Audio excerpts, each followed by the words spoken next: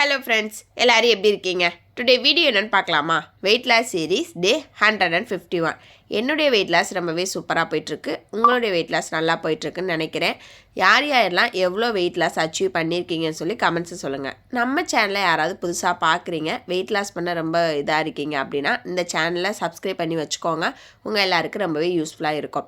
Wait லாஸ்னாலே எல்லோரும் diet இருக்கணும்னு பயப்படுறீங்க. ஆனால் என்னுடைய வெயிட் லாஸில் எந்த ஒரு டயட்டும் இருக்காது, எந்த ஒரு எக்ஸசைஸுமே இருக்காது. நம்ம வீட்டில் சமைக்கிற எல்லா சாப்பாடும் சாப்பிட்லாம், அவுட் சைடு ஃபுட்டுமே சாப்பிட்லாம்.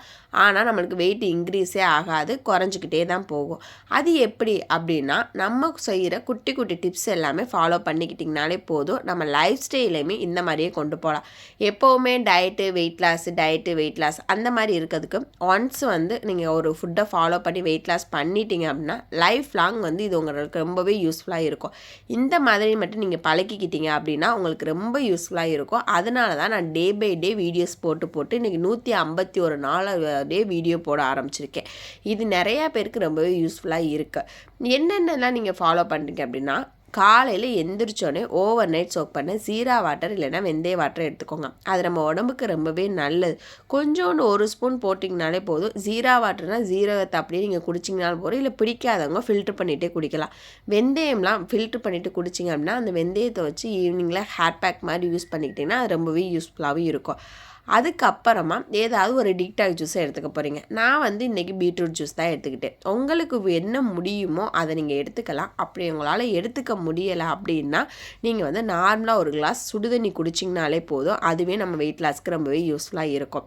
அதுக்கப்புறம் நம்ம வெயிட் லாஸில் இருக்கும்போது பேலன்ஸ் பிளேட் நம்ம எப்போவுமே கண்டினியூஸாக மெயின்டைன் பண்ணணும்னு சொல்லுவோம். ஏன்னா இது நம்ம உடம்புக்கு எப்போவுமே ப்ரோட்டீன், ஃபைபர், கார்ப்ஸ் இது எல்லாமே ரொம்பவே இம்பார்ட்டன்ட் ஆனது. அதை நம்ம எப்போவுமே ஸ்கிப் பண்ணிடுவோம். நம்ம மோஸ்ட்லி இப்போ எல்லோரும் சாப்பிட்றது என்னென்னா கார்ப்ஸ் மட்டும்தான் நிறையா பேர் எடுத்துக்கிறோம். கார்ப்ஸ்னால் என்ன அப்படின்னா இந்த சாதம், இட்லி, தோசை, சப்பாத்தி, மில்லட்ஸ் இந்த மாதிரி இருக்கிறது எல்லாமே கார்ப்ஸ். ப்ரோட்டீன்னா இந்த பயிர் வகைகள், முட்டை, சிக்கனு, அது மட்டனு, நான்வெஜ் எல்லாமே ப்ரோட்டீனில் வரும்.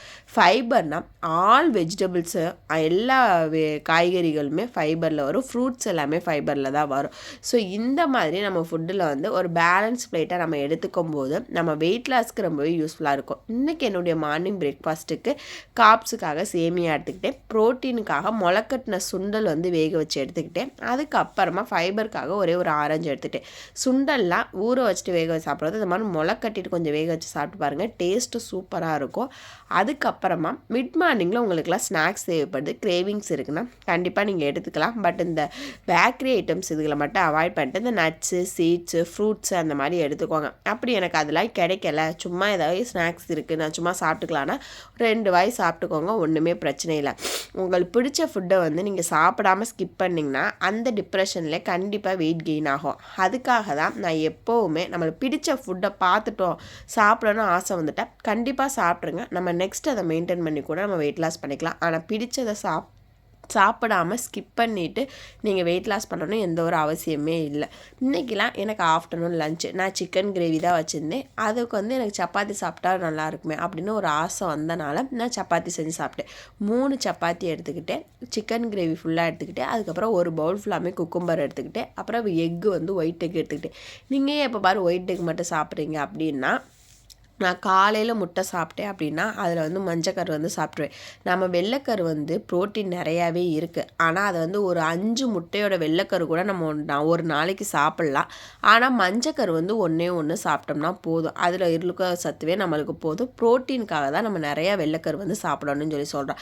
நீங்கள் நிறையா பேர் என்ன பண்ணுறீங்கன்னா மஞ்சக்கருவையும் ஸ்கிப் பண்ணுறீங்க. மஞ்சக்கருவை ஸ்கிப் பண்ணாங்க, ஒரே ஒரு எக்கோட மஞ்சள் சாப்பிடுங்க. அது நம்ம உடம்புக்கு ரொம்பவே நல்லது. அதுக்கப்புறம் நீங்கள் ஒயிட் எத்தனை வேணாலும் எடுத்துக்கலாம்.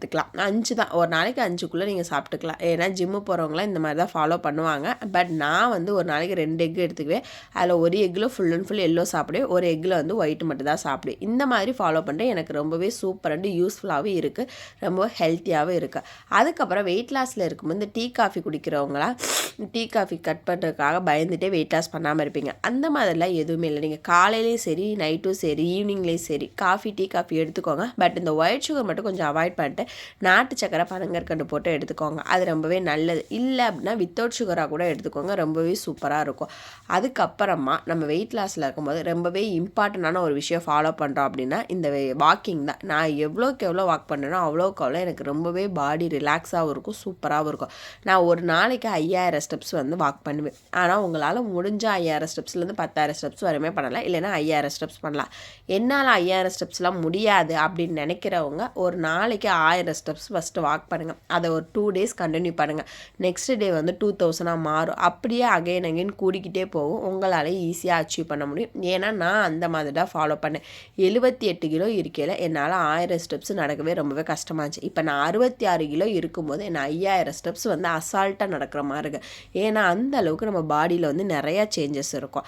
அதுக்கப்புறம் நைட்டு டின்னர் ஒரு 7 to 8 o'clock எடுத்துக்கோங்க. இன்றைக்கி என்னுடைய டின்னர் ரொம்பவே ஸ்பெஷலானது தான். மோமோஸ் என் வீட்டில் இருக்க பையன் கேட்டால் மோமோஸ் பண்ணி கொடுங்க அப்படின்னு சொல்லி கேட்டனால நான் பண்ணியிருந்தேன். இது வந்து ரொம்பவே ஹெல்த்தி வெர்ஷன் தான். இது மேலே போட்டிருக்க அந்த கோட்டிங் மைதா மாவு வேணால் கொஞ்சம் அன்ஹெல்த்தின்னு சொல்லலாம். அதுவும் ஒன்றும் பிரச்சனை இல்லை. நீங்கள் ரைஸ் சாப்பிட்றதும் இந்த மைதா மாவு சாப்பிட்றதும் ஒன்று தான்.